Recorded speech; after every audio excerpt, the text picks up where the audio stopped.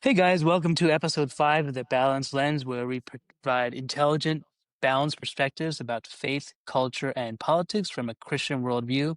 Today we're talking about Russia and Ukraine, this war that has been ongoing now for several years.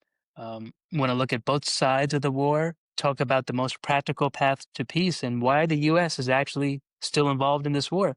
And so to start off, want to share with you guys a video that gives us a good overview of the war. Invade Ukraine. Russia's President Vladimir Putin has cited NATO's actions as a reason for the invasion, mainly NATO's expansion. NATO is a group of countries including France, England, Germany, and others who promise to all join if one of them is attacked. As NATO has added more countries, it has spread closer to Russia, and Russia sees this as a threat, especially since Ukraine is right next to Russia. Russia sees Ukraine as its family and really doesn't want Ukraine to join NATO. Russia also wants Ukraine's rich land and resources. Ukraine has very good soil for farming and is known as Europe's breadbasket because it grows so much food. The parts of Ukraine Russia has taken over are very important for farming. Ukraine also has minerals like titanium and lithium, which are used in batteries. Russia wants these resources, as well as control of the Black Sea, and Ukraine is the only way to the Black Sea for Russia. Because of history, a desire for power, a need to control valuable land, but also the need to hold on to the past glory of the Soviet Union, Putin decided to invade. If you found this video helpful, please like, share, and subscribe to our channel to support. Yeah, so really fascinating. So many different factors affecting this war. The second video provides a different perspective that's also really fascinating, that I think sets the backdrop really well. How does Russia view the actions of Ukraine and the EU as risking global conflict? Since Russia's invasion of Ukraine in 2022, tensions with the EU have escalated, raising fears of a wider conflict. Today, we'll explore Russia's perspective on these actions and why diplomacy is seen as essential to prevent escalation. From Russia's viewpoint, Ukraine's military actions are deeply provocative. Ukraine has used Western-supplied weapons like US-made ATACMS and to strike Russian territory, including Crimea and border regions. Russia also sees Ukraine's AI-driven drone warfare, supported by over 2 million hours of NATO-provided footage, as a high-tech threat backed by the West. To Moscow, these actions go beyond defense, directly challenging Russia's security and sovereignty. Russia perceives the EU's actions as equally threatening. The EU has provided billions in military aid. Poland alone committed $3 billion, posing severe sanctions that strain Russia's economy. Support EU candidacy is seen as pulling Kyiv into the West's orbit. Russia points to NATO's eastward expansion since the 1990s and views the EU's actions, alongside NATO's involvement, as an attempt to encircle and weaken it. Moscow also cites the Minsk agreements brokered by Germany and France. Merkel admitted the Minsk agreement was used to buy Ukraine time to build its military. Russia warns that these actions risk a broader conflict. Strikes on its territory could trigger retaliation, potentially drawing in global powers. Kremlin officials have spoken of red lines, which have constantly been crossed by Ukraine, NATO, and the EU.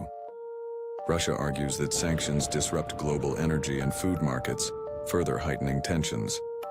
Moscow believes missteps by Ukraine or the EU could lead to a World War III scenario. From Russia's perspective, de-escalation requires the West to respect its security concerns and scale back military support for Ukraine. Moscow emphasizes diplomacy, such as negotiations or international mediation, to prevent further escalation. While NATO and the EU pursue their own priorities using Ukraine as proxy understanding, Russia's viewpoint is crucial for peace. So really fascinating. So many different dynamics here. So much packed in like 2 minutes of video. But let's start at the beginning. We'll start with Vladimir Putin, the dictator of Russia. What reasons has he cited for invading Ukraine?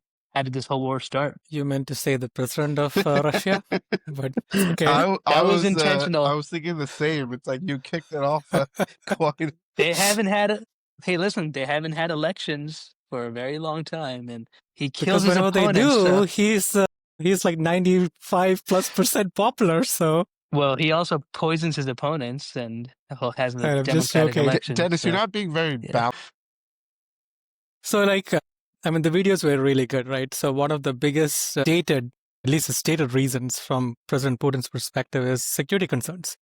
The eastward expansion of NATO. And Ukraine has officially asked for membership. They did. I believe it is in 2008. So it's a red line that was pretty well known. He kind of communicated that repeatedly, to be fair to Putin. And yet they have been encouraged, and NATO officially made a statement that they are ready to welcome Ukraine to begin the process of application into NATO, etc. So these were all considered to be red lines by Putin, who considers NATO near his border as a threat, as a security threat. And to be fair, right, it would be very similar to how we would feel threatened, we meaning the US would feel threatened if Russia's alliance was coming close to our border. So that's one of his stated things. Now, the counter to that, analysts will say is like, just look at NATO. Does it look like an offensive alliance to you? Like they're barely doing the defensive part, let alone offensive. But nevertheless, it's still a military alliance that there are people have. It's a treaty that people need to come, like the U.S. and other Western countries need to get activated in times whenever the treaty is breached, right? Whenever their borders are breached. The second reason that he stated was like denazification process. Like he was saying that there were a lot of Russian-speaking people in the east and southeast parts of Ukraine that were being bullied by Ukrainians, and like independent sources question those things. But there has been, and this is the third part of it, right? The Donbass entities, if you look at the Donetsk and the Luhansk areas, those guys, there's been a lot of separatist violence for a while there right now. And if you remember, Russia did recognize them as separate entities right before he began this military conflict. So those are the reasons that President Putin says is for going for this special military operation. That's how he calls it. I think if you look at why Putin and in extent Russia would be concerned about Ukraine joining NATO, you have to go back into the history of Russia and all the way back to the Napoleon Wars. They lost millions of people by having Europeans march into Russia and fight to take over. I think in the Napoleonic Wars, they lost something like 400,000 people. World War II, they were up 2.5 million people. World War One, it was 2.5. World War II, something like 25 million people that they lost. Post World War II, they wanted to have a buffer between them and Europe, and specifically Western ideology. They wanted to protect themselves. And part of the agreement of the Allied forces was that they would not, I mean, there's a lot of history here that we don't have time to cover, but a lot of post World War II, Russia had a completely different mindset about how to control Europe post-war than the United States did. I mean, that East and West Germany was a result of it. So there's a lot of like historical context here. When Clinton was in power and Putin first came to Clinton and said, hey, what do you think about Russia joining NATO? Clinton said, absolutely not. And then there was like schisms between them about that. And then again, under Obama, Putin talked to Obama about Ukraine joining NATO. Guarantees were made that Ukraine wouldn't. And slowly but surely, I think what started out as 14 countries is now most of Europe right at the door of Russia. So in their eyes, they are only protecting their sovereignty. And like it's hard for me to justify it elsewhere. Like if Russia wanted to come and establish a Atlantic Union with Canada, would we allow them to? If they wanted to do it with Mexico, heck, we almost had nuclear war when they did it in Cuba. Like we wouldn't allow it. So from his point of view, I definitely get it. On the US side, it makes a lot of sense. Russia is flexing their power and pushing a lot of their agenda forward.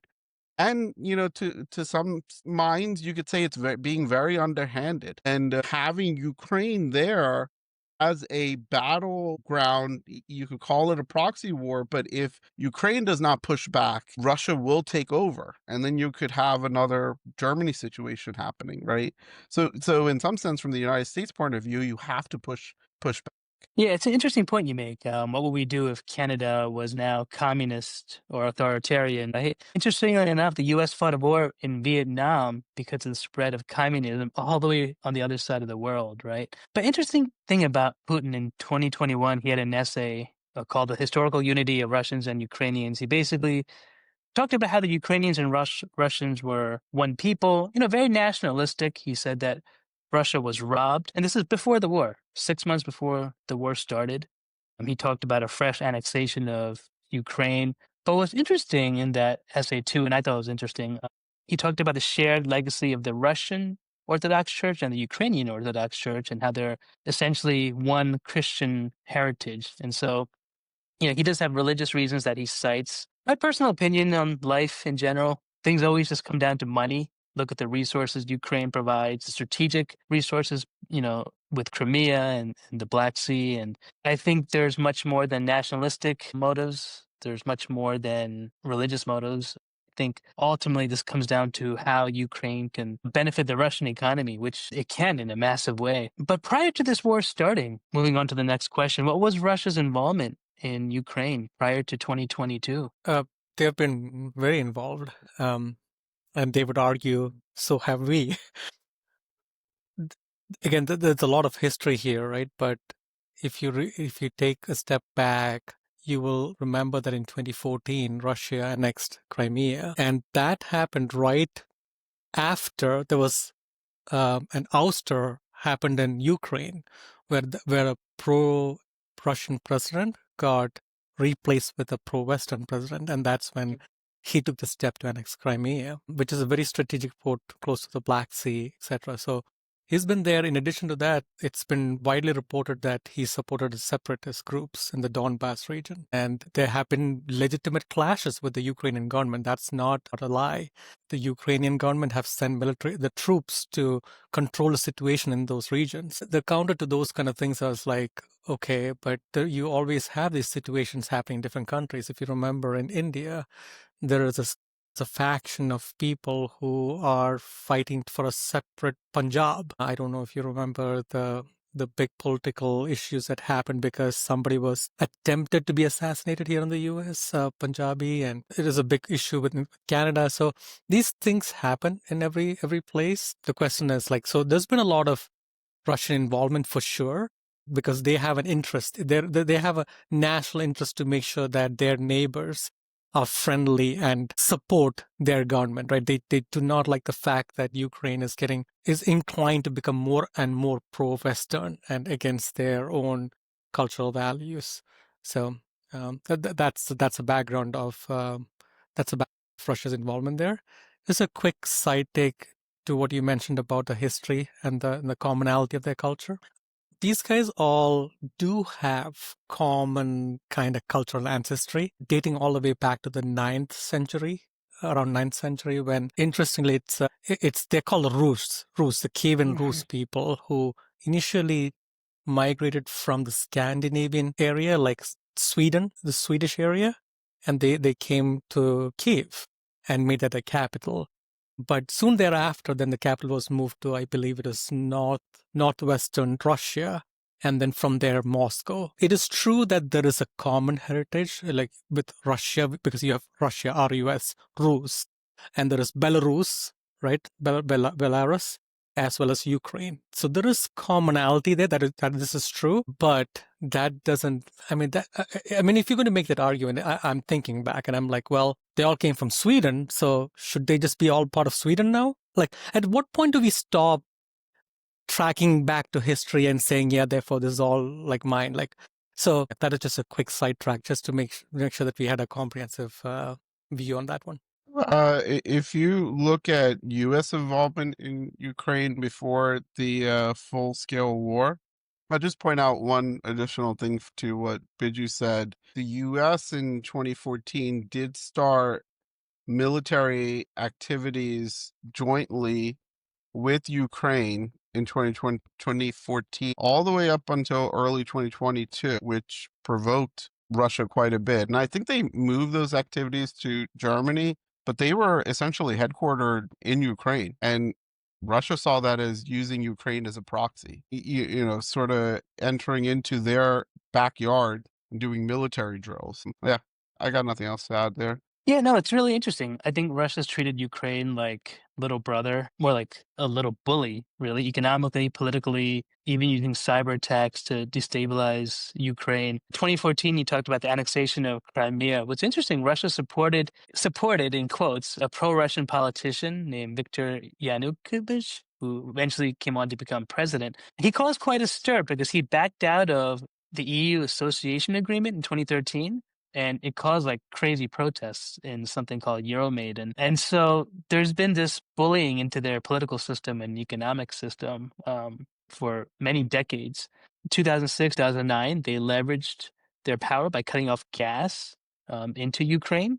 Cyber attacks on the Ukrainian infrastructure in 2015 and 2016. But even going back, really interesting history. Russia wanted to be a part of NATO. And what's interesting, Bill Clinton ultimately denied their membership indirectly through NATO, but they had a very anti-Western posture, which made their membership politically impossible. NATO was founded in 1949 as a collective defense against the Soviet expansion. So to allow Russia in, A, would have been antithetical, but secondly, at the time of their denial of membership, there was not democratic commitments in terms of how they could vote or how they would defend NATO. So I think those commitments were very shaky at the time. So the history, right, has been very frail between these two countries, even prior to 2022. Now, sadly, you had this horrible war that started.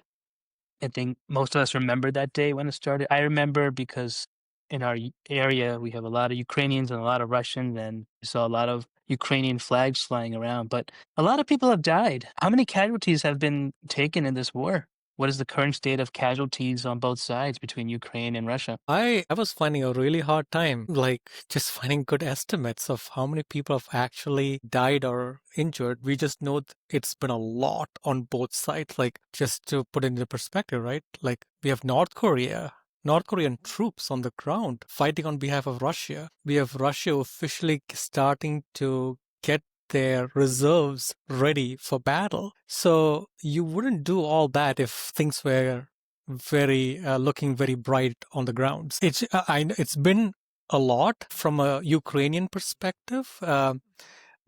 Ukraine is divided into about 24 regions, or oblasts, they call it, and 5 of those are now either partly or wholly with Russia. So it's about 20% of Ukraine. So from a land area perspective, that's what we are talking about. But from a human perspective, like, there's been a lot of people in Ukraine who's migrated outside into Europe, and there are a lot of Ukrainians here. There's been so many people who have been displaced, migration, a lot of, like, I know some Ukrainians who've told me that they know many people who have been injured, lost their arms, lost their legs. And so the cost of war in terms of human casualties has definitely been a lot, but there's no widely trusted reportings that I could find. In addition, there's been a lot of infrastructure damage. Like, we're talking about a lot of money, like upwards of $500 billion, probably $750 billion of damage that needs to be restored once this war comes to an end. Yeah, I think, like, some estimate, I think on the Ukrainian side, there are relatively low number of deaths, like below 10K. From a civilian and military, like Bidge was saying, it's really hard to nail down these numbers. I mean, you're in the middle of a war where both sides are trying to say they're winning, when in reality, no one's winning. It's just a lot of death. I think Russia's numbers are between 160,000 to 300,000, some estimates putting it, where Russia has the manpower to just keep throwing. I think early on in the war, it was pretty evident that Russia was ill prepared. They had a lot of military and strategic failures. Also, you have to put into account how much money was contributed. I think the U.S. gave something like I think it was like 30 billion total, and EU combined gave $50 billion in terms of military aid. There's a lot of weapons going into Ukraine, into the Ukrainian war. So you have all of Russia's military buildup since essentially the Cold War, and then you have all this new technology that I'm sad to say, but like I think Western powers are eager to put it into battle to test it out, like some of these new weapons, and see how it operates. And that those two opposing sides, where one side has a lot to lose and could keep piling more, and the other side is getting more resources, the recipe for disaster. And sure, like I know land is taken over. When it goes back to the Hamas and Israel, it's just like you have people that look almost identical killing each other for what?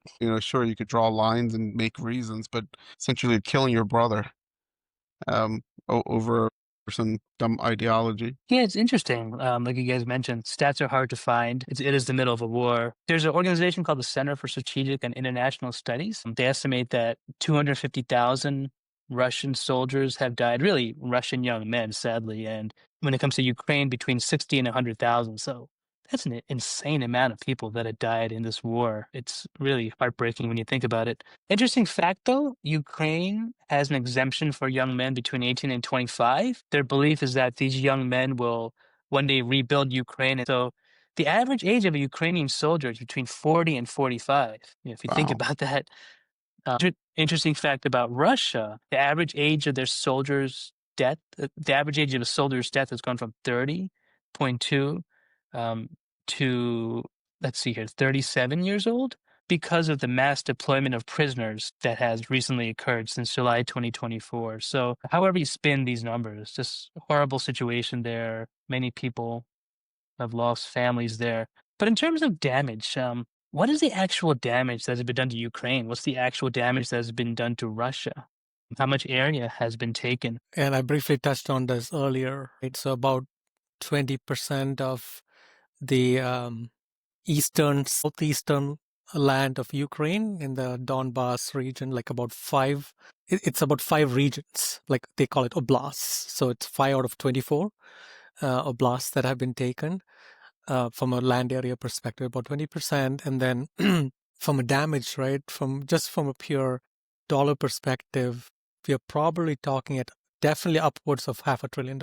So, and maybe like 3/4 of a trillion by the end of the year. So it's a lot of money infrastructure-wise in Ukraine. And interestingly, Russia is starting to take a toll, especially over the last few months, because Ukraine has been striking deeper and deeper into Ukraine now. I think there was a recent attack yesterday where they actually blew up some oil or gas infrastructure. So Ukraine is taking the war to Russia for sure. Now there is a lot more stronger support from the US and the EU. And they're taking advantage of it. So Russia is starting to feel the pain in terms of, interestingly, in terms of the GDP. One of the calculations I think early on from a strategy perspective was like Russia would tire out pretty quickly. They did suffer from a GDP perspective early on. It did go down significantly in 2022, but they recovered. I believe it was upwards of 4% GDP in 2024.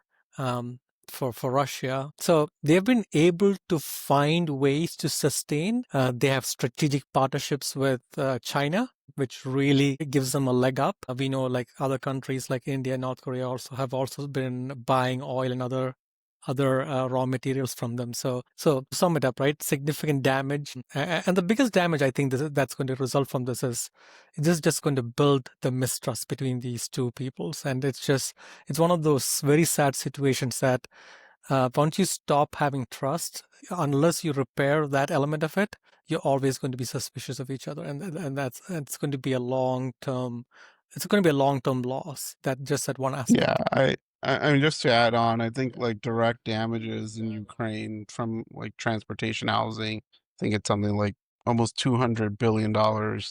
And from a rebuilding perspective, estimates are upwards of $500 billion.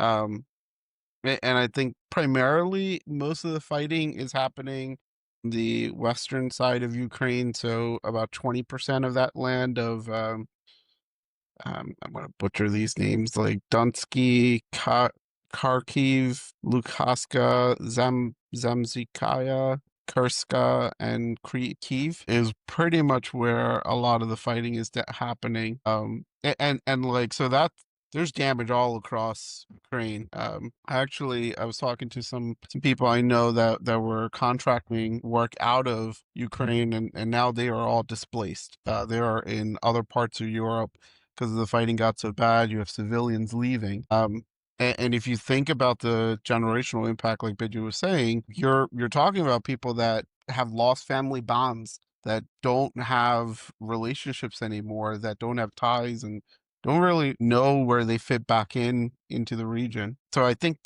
the actual financial loss you could quantify, but the cultural, emotional loss is going to be far greater.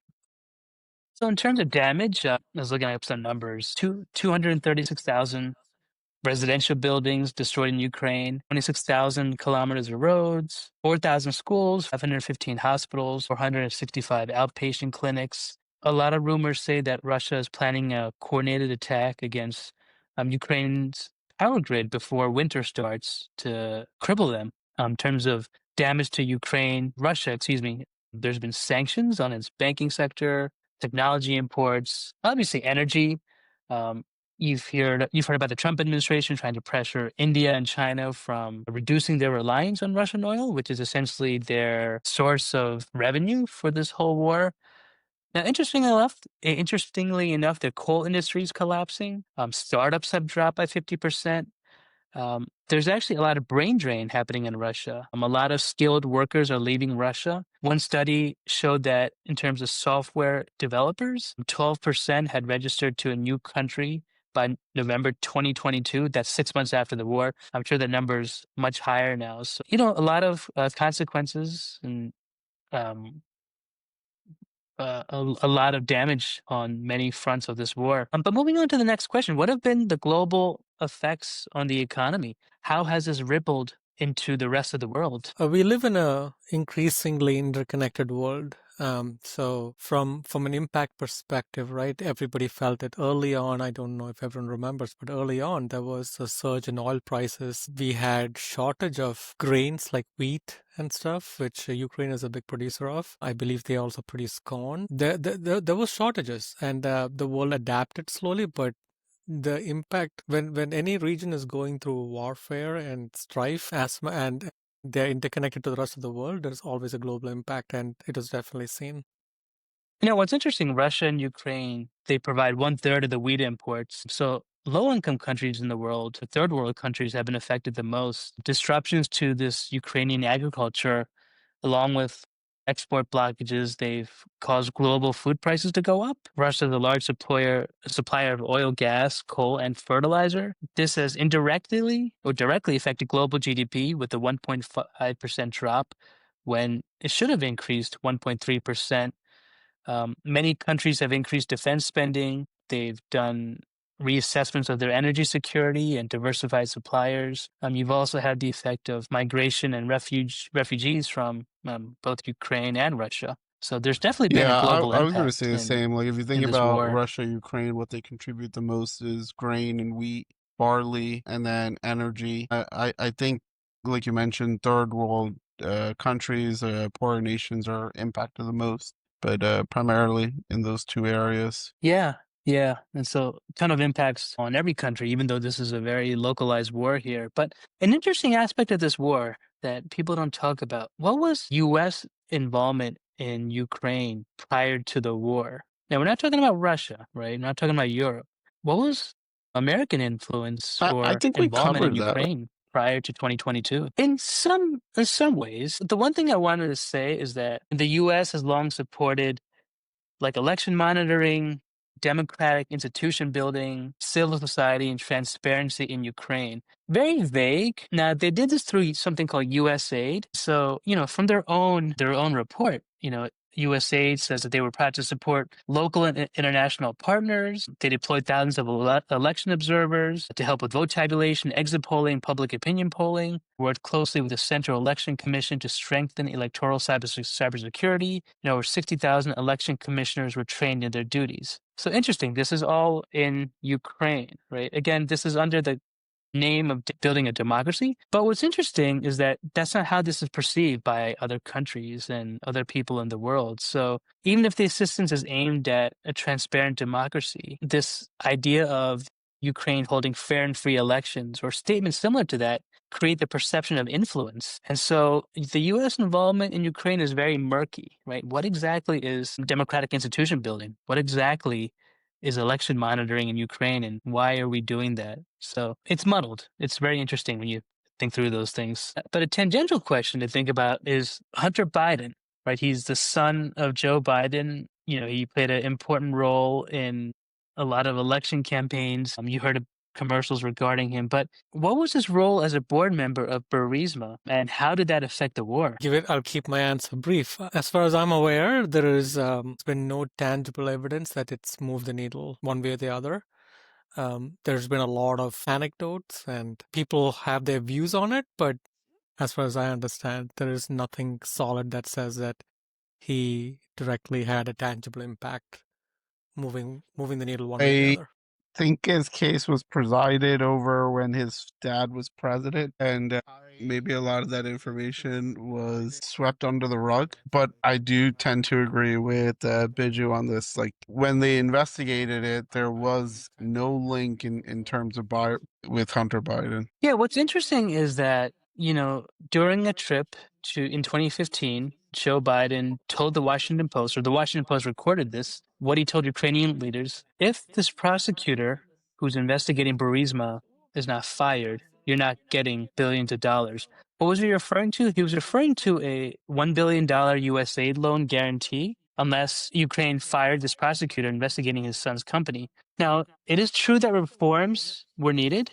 It is true that the Ukrainian prosecutor general's office, they were part of the U.S. and international policy for Ukraine, and this loan could or could not have been used as leverage. Now, another thing to think about, and that many people know, is that corruption in Ukraine was rampant. That was very well understood. So while Biden did push for the removal of this prosecutor, the claim that this leverage was used solely to protect his son is not clearly understood. But again, you do have very murky politics that clouded a lot of transparency in Ukraine. So really interesting, right? We started a war in Ukraine where his son, the president's son, was on the board of a company, and this $1 billion was being used as leverage. And so you see why so many light bulbs really went off throughout this process. But thinking through U.S. support for Ukraine, what are some strategic reasons? Like, why should we be supporting Ukraine, or why should we not be supporting Ukraine? Why are we there? From a strategic perspective, like we'll get a lot of different answers on this question, and there's a sect of people that says we shouldn't be. Like, we cannot be getting involved in the world's problems all around the world because we are bleeding money. And sooner or later, that's what this view says. Sooner or later, given the acceleration of how quickly our national debt is going up, we're just going to implode. Our dollar is going to lose value. No one's going to trust the dollar anymore. If you look at the currency reserves across the world and how it's changed from decade to decade, the countries are already divesting from the US dollar. This sect of people says that we should not get involved in the world, right? But why are we? Right? This is a question. Why are we? Like, we want to set a precedent that this type of behavior, right? The US is considered to be de facto leader in the world and setting the standard for democracy and how countries should operate. And this type of behavior where one country, just because of its power, whether it's military or economic, can influence and bully another. If we start accepting these premises, then we risk more and more destabilization happening in the future. We talked about how important it is in this interconnected global economy that we ensure there's a stable environment, there is peace, so goods can flow, trust is built up, and that's just the economy we are in. So we have to deter aggression. We also have to make sure that there are boundaries for a reason. The United Nations was created for a reason. We have UN charters for a reason. There's international law for a reason. If none of these things are respected, and Russia just one day says, well, I recognize these two areas of Ukraine as independent, and bam, it's done. It's going to soon devolve into a world of chaos. So that's one concern. We do feel the need to ensure that democracy, certain human values, and certain viewpoints are upheld in the world. And when countries who do not share the same values show signs of aggression, it feels like it's something the US should defend. Now, because if you flip the question, right? If not the US, then who? Who else will defend? Who else will do these things? So these are some of the strategic reasons why we are doing it, but I also mentioned why some people say we shouldn't be doing it in spite of that. I think to answer your question, you have to go back to what happened in World War II. US stayed out of European problems, and when Hitler started attacking France and Britain, the US stayed out of it, saying, what happens over in Europe is in Europe and doesn't impact us. And because of the atrocities that were committed during World War II, by allowing Hitler to there was an early policy that, you just let Germany have what they want and back off, then the war will end. And after Europe was basically under Germany's control, they just kept going. There was no end to their ambitions. And I think as the United States, you have to take a moral stance on things. For evil to prevail, I say this all the time, but for evil to prevail, good men just stay silent. That's all it takes for evil to continue. Russia is acting like a bully in this war. Like, if you get down to it, my true belief is that Russia is imposing its will on Ukraine. They might have legitimate reasons, and the U.S. is pushing boundaries, and NATO pushing boundaries. But at the end of the day, what they're doing there is coming into a smaller country unprovoked from a war perspective and just saying, I'm taking over. Economically, we cannot allow that to happen. Also, the fight that's happening in Ukraine is preventing a bigger war from bleeding over, where Russia will now come into other parts and impose themselves, right? So I think it's important from a moral perspective to push back and have democracy supported. With that said, I think Biju's, and Dennis, when you got kicked out, Biju and I were talking, it's like, why does the U.S. have to be everywhere? Unfortunately, post-World War II, we set up a global economy. We need to be everywhere because our economy depends on everything everywhere. We need stability around the world for our economy to continue to thrive. And you have some bad actors that realize the U.S.'s economy thriving is not a good idea. And they have their own ideas. So we do have to be careful about spreading ourselves way too thin. But at the same time, we have to impose our will in certain parts of the world to make sure there is stability and a global economy to do trade with. So you guys I aren't am America first? where it makes sense. I know, I'm just messing with you. Yeah, I agree. This is the crux of this issue, right? A lot of people on the right think this is a useless war. We should be out of this war. Why are we spending billions there? But the reality is, like you guys mentioned, like Europe is important to the stability of Europe. Ukraine, excuse me. Ukraine is important to the stability of Europe. Europe's important to the stability of the world. Breadbasket of Europe, precious metals, strategically positioned, right? With a lot of ports.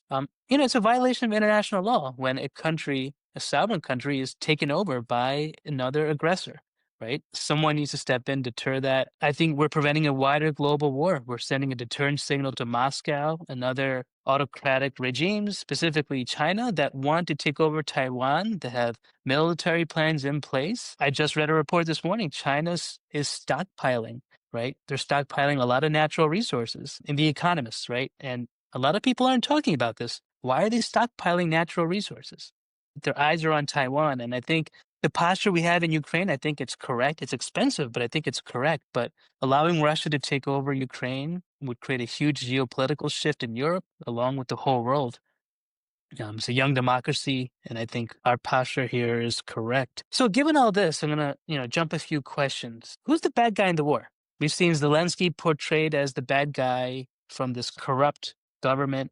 We've seen Putin portrayed as this bad guy who started this war, but maybe had a good reason to. What do you guys think? Well, earlier on in the episode, you called him Putin a dictator. So Yeah. I would say, so this is very tricky to navigate, right? So if you were to zoom into this war, it's pretty clear. You cannot unilaterally try to invade a country, which is exactly what Russia did against international law. So they are unlawfully occupying Ukraine. Any and all parts, including Crimea, is occupied territory as far as the international law is concerned. And we just spoke about why it's important to uphold international law. The reason why I'm trying to be careful with the term bad guy, right? There is legitimate reasons why it would seem to Putin that he's being cornered, that the West is coming closer and closer to his boundaries. They are not respecting his and his country's desire to be a communist nation, right? We don't have to impose Western ideology. So he has his reasons. And if you look like go all the way back to World War II, post-World War II, now come to the USSR disintegrating. At that, there was a point where our foreign secretary and our president said, we will not move the boundary of NATO even an inch beyond Germany. And now it is not written in stone. There was nothing signed, right? That's the argument. But that was an understanding. There was an understanding that NATO wouldn't do it. And there is some kind of red line that was crossed when they started entertaining Ukraine to be part of this alliance as well. And there is legitimate reason why Putin is very concerned about it. We can call it irrational, that's fine. But he's legitimately concerned. He doesn't trust the West. The West doesn't trust Russia. And that's why we are in the situation we are in today. Yeah, So I'll take a I would similar say stance. that's my I response to that think question. beauty is in the eye of the beholder. Everyone thinks they're right. Everyone thinks they're the good guy. No one wakes up in the morning and thinks like, well, most sane people don't wake up in the morning and think like I'm the bad guy, right? Like I'm gonna go do this because I'm the bad guy. No, people wake up in the morning, they feel a moral obligation to do whatever they feel is right. And I will address something that you didn't ask, but I know the far left will attack us on is how can we justify fighting Ukraine and being in the Ukraine and Russia war and not have the same sympathy for Palestine and Israel? And the answer is simple to me. Hamas attacked Israel. And so Israel absolutely has the right to go in and make sure that does not happen again. That was a provoked attack. This was an unprovoked attack. And if you can't tell the difference between the two, like you have other moral compass issues that you have to deal with. In this case, Ukraine did not provoke Russia. There was no military attack. There wasn't even a cyber attack that I know about. It was completely unprovoked. Russia decided one day that they had enough with Ukraine trying to get into NATO. So we're just going to come and take over parts of the land. I think everyone's right in their own eyes, but in this case, Putin is the bad guy. He wants Russia for economic and military reasons, and so he's just going to go take it because he is the bigger country. This is where we differ, or at least I differ from traditional Republicans, where we should be in Ukraine. We should be fighting the war. However, I don't agree with all the money we sent over there. I don't agree with this unfiltered, unchecked balance of funding that we're sending over there. It's literally like sending a blank check to a bad accountant who the accountant is doing shady business, right? Like Ukraine was known to be corrupt even before the war. You go in there, it's very similar to India where you could just, as long as you flash enough money, you could do whatever you want to do. Why would you give a blank check to a country like that? It makes no sense. Like there needs to be much more checks and balances there where you know exactly where the money is going. And like there's parts of the policy that where Congress passed where you cannot audit money going into Ukraine. That seems like a huge red flag to me. Like, why can't you go in and audit? I mean, we should do a segment about Congress and corruption. But there's parts of the money that we sent over there that your future generations can't audit. So I think it's a gray area. In this case, Putin is. Yeah, I mean, you guys know my views, right? He's the principal aggressor in this war, brutal dictator, authoritarian leader who jailed, eliminates all of his opposition. You can read about it, like critics, journalists, anyone who has an opinion different from him, he will kill you, right? Alexei Navalny, I think he was his political opponent, poisoned him and then threw him in jail, and he died. He actually had a chance to win an election.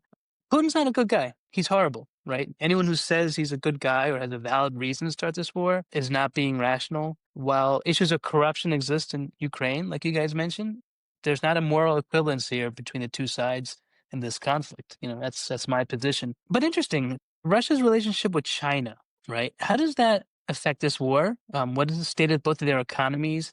How are they propelling one another up to essentially keep Russia standing in this war? It's a huge factor. Like this cannot be undermined in any way. Russia and China have very strategic ties, and it was clear right before the war, President Putin went to China to reestablish that relationship. I believe he called it about unlimited friendship or something along those lines. They have had a strategic role 2014. President Putin is very smart. He's a very, very smart person. He knows how to play the game and how to make sure that you have the right pieces in the chessboard before you go on an attack. China also provides a lot of the raw materials that are needed for equipments and stuff, so they don't directly violate anything by giving military equipments, but they give the underlying pieces that are needed to build it, and then the Russians build it from there. They also obviously buy a lot of the oil from Russia, which then allows them for the revenue to be generated. And also remember that we have the BRICS nations, Brazil, Russia, India, China, and South Africa, and a few other countries now. So there is an axis that is forming that is like a little bit to counter the US Western axis, and Russia is a big piece of that. So China plays a big role in this war, and unless we bring China into the discussion and into the table, the resolution also is going to be diluted.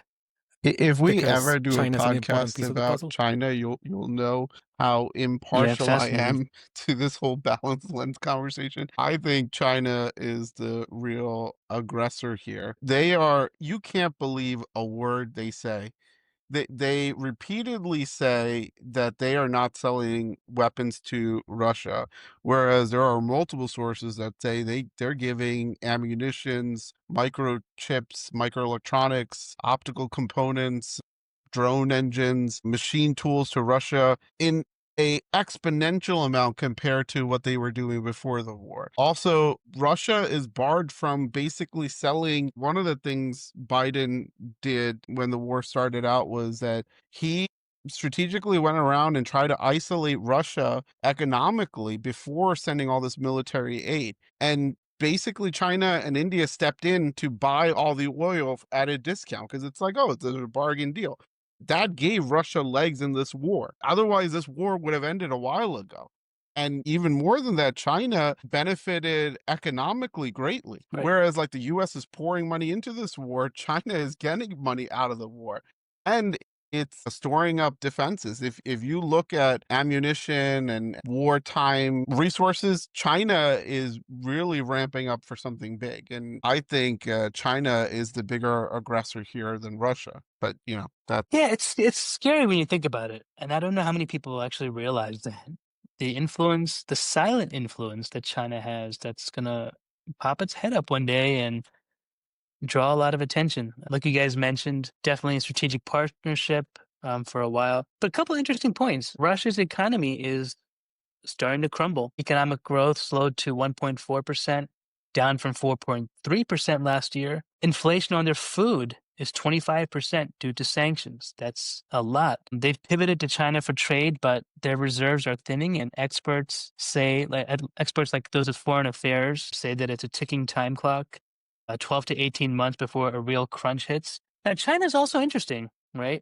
We don't hear much about Chinese politics, but their President Xi, a lot of experts agree that his hold on his political party is weakening. Now, will he be overthrown? Unlikely, but his economic decision-making clout has been reduced. There were two major high-level party commissions that Xi leads, where they haven't been meeting regularly. In terms of his control over personnel, different members of his party have been having several high-level meetings, those being led by his senior officers, where he himself was absent from those meetings. So politically, a lot of experts think that he's losing control over his party. And so there appears to be some tension in how he's leading and running the economy. Particularly, the IMF, according to the IMF, looking at their economy, they say there are structural issues. There's a large real estate slump, weakening consumer confidence, and aging population. They're decelerating growth. Growth was 5% this year. It's slower than China's typical growth of between 6 to 10%. Now, their real estate market is over leveraged. In other words, builders, they borrow huge amounts of money from the government. They build. They have ghost towns. So the average consumer is losing their trust in the real estate. So these countries aren't as strong as they appear in the headlines. So I think the intervention of the U.S. at this time with tariffs and different types of sanctions, hopefully, will be exponentially powerful due to these weakening conditions internally. But we'll close on this, right? What's the most practical path to peace? I mean, we've heard about intentions, we've heard about NATO and boundaries and natural resources and Western expansion and the synergy between Russia and China. So, if you're the general on the field or you're in the Oval Office, what's your practical path to peace? This is something that's top of mind, I know, for President Trump, who really he's got a very interesting perspective in that he is just exceptionally pragmatic. Like, he leaves emotions out of the story, right? He's not talking about Putin being the bad guy or the good guy. It's like, it is what it is. Here's our ground reality. What do we do to stop it? His preferred method, and a lot of people will say, is that let's have a ceasefire. Stop at the line where you are right now, wherever you are. We will not cede the Ukrainian territory to Russians. So it's not their territory. That will be negotiated later, slowly, internationally. But ceasefire right now and then create a path to peace, similar to how they made it with Israel. It's a good idea, but it's tricky, remember, because we're talking about one of the superpowers in the world. It's not like pushing around Hamas to make a deal. That's not Russia. So the other side, I think the other side of it is like, let's keep going. Now, there's going to be human costs. It's going to be a costly war, but let's bleed Russia out. Because there were a lot of people strategists who thought that Russia would be down and out by now. They're not, but they do show signs of weakening for sure. And China, even though they're a strategic partner, will never do something that impedes their own geopolitical interests. So the other side, the other option is let them duke it out. I think President Trump has said it once, where he said, sometimes you just have to let the kids go at it. And there'll come a point they will figure out that it's not good for their own well-being in the future, right? So this is going to be really hard unless there is a political will. See, there's no political will in Ukraine to give up or cede any territory. EU has absolutely no intention of giving up any territory to Putin, because in their minds, that means that they're giving him permission to continue to cross borders and different boundaries. So how is this going to stop? If they have no political will to cede territory, Putin doesn't have political will to give it up, right? Unless we go outside of both of these elements and say, all right, President Putin, you really were worried about NATO. You're really worried about XYZ, correct? Let's give you an assurance that Ukraine will never be part of NATO. If we do that, will you give back the territory? Because that was your stated reason, right? And I mean, if he's talking, and then I know he'll bring up the genocide that's happening in Eastern Europe, Eastern Ukraine. A solution to that will be, okay, we'll have international monitors along with Russian monitors to check the area. And you can also give them a path to citizenship in Russia. Just relocate them to Russia if you're so concerned about them, because we're talking about a small portion of people. So there is a path, but I think the way to do it is to really understand. You have to sit down in a room with President Putin with an open mind. It has to be somebody like our envoy Steve Witkoff and Jared Kushner, who can really get to the bottom of what are your first principles, what is really the issue, break it down, and then solve it there, and not do it emotionally. Don't worry about whatever happened so far. Just be like, okay, this is your concern. Here's how we solve your concern. And then see if they will back off. I don't excellent think points. there is a path to peace. Like, if you do a ceasefire, essentially Ukraine still loses its land, and Russia is too big. Like, our best card was economic pressure on Russia to slow them down. Russia wants the territories that it took over, which Ukraine refuses to give up. Russia does not want Ukraine to be part of NATO, which NATO wants to protect Ukraine. I think, unfortunately, the best course of action is what Trump is doing right now, which is let them keep fighting. They are not willing to negotiate. And he changed his posture around that, I think after the first or second round of negotiations that he had with Ukraine, and then later on with Putin, to a point where like he's completely changed his posture on Russia, because he realizes Putin doesn't want peace, and he realizes Ukraine doesn't want to stop fighting. Someone has to give in first, and it's not a money problem, right? Like Hamas and Israel, like the lines were really clear, right? Like Israel wanted its people back. It was very evident. It gave up thousands of prisoners in exchange for 20 people, or 20, half of which were just bodies. Israel wanted its people back. Hamas wanted a way out, essentially, from all the destructions, because their leaders have said the world will rebuild Palestine, so they know that's going to happen. So they are just playing the long game, right? So there was a path to peace there. In Ukraine and Russia is so big economically, there's no amount of money you could give it that you would buy them to come to the table. And Ukraine has such a strong sense of identity, they cannot imagine a world where they lose part of their country. So I think, unfortunately, there is no phased approach here. You just got to let them fight it out to see who wins. Yeah, I had a couple thoughts to close. I think number one, if I was in the Oval Office, number one, I think we need to fight American isolationism. A lot of people think America first means that. I'm an America first guy, but I don't believe in isolationism as a good thing in every conflict. In many conflicts, yes, but if the U.S. withdraws from the world, authoritarian states will exploit the absence to extend their power. Over time, that expansion posed direct risk to our own interest and security. Look at World War II, right? Germany nearly took over all of Europe. I think we continue on the path of American interventionism. That's my second point. I think Trump is doing that. I think we stay involved, but with a limited intervention as we're doing. Thirdly, I think we need to urge larger European countries to do more by GDP. Interesting, if you look at the percentage of GDP contributed toward the war, specifically toward Ukraine. Countries like Norway, Estonia, Lithuania, Latvia, Denmark, Poland, all neighboring countries contributed about 1 to 2% of their GDP. But my question is this, why are our biggest countries, Germany, the UK, and France, they're contributing almost nothing? Germany contributes 0.13 to 0.16% of the GDP. The UK, 0.44. France, Italy, and Spain, 0.1% of the GDP. I looked at that and I'm rolling my eyes. Like, I cannot believe that these countries are only giving that much money. These are your neighboring states here that you need to defend. So I really think more pressure needs to be on these countries to increase spending towards the war, rather than relying on countries like the U.S., where we're separated by an ocean. Finally, to agree with all your points, Russia's top export partners, China, India, I think those have been effective. I think the Trump administration That's is a doing that, really and I good think point, Dennis. playing I that didn't long think about game that, and but continuing that it makes a pressure lot more will end sense this war for sooner us than to later. go and strengthen NATO as a deterrent to Russia to end the war than it is to directly negotiate with Russia and Ukraine. At the same time, go back to China and India and pressure them to support ending the war. And you could even negotiate with China directly and say, like, hey, what would it take for you to come to the table to help end this war? They don't need to put economic pressure. China can directly talk to Russia and ask them to back off the war, and they probably would. Yeah, but those are some really good points. Yeah, a lot to definitely talk about, a lot of different paths to peace, a lot of different paths to war, obviously, like we've talked about, and a lot of reasons behind this conflict.